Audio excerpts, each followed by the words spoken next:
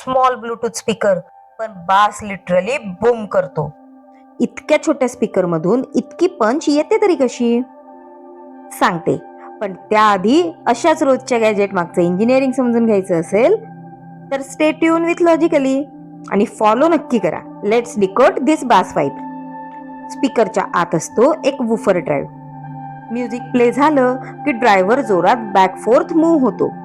ही movement हवा push करते आणि जितकी हवा जास्त मूव्ह होईल तितका बास डीपर वाटतो. पण बास फक्त ड्रायव्हरमुळे नाही, स्पीकरचा बॉक्स म्हणजेच एन्क्लोजर खूप मोठा रोल प्ले करतो. बॉक्सचं साईज, शेप आणि पोर्ट्स एअर कसा सर्क्युलेट करतोय ते कंट्रोल करतात. म्हणून बासला जास्त पंच मिळतो. So real combo is driver movement, air pressure and enclosure design which give us heavy bass. Next time beat drop झाला तर त्या हवा हलण्याच्या किकवर लक्ष नक्की द्या. तोच खरा बास आहे.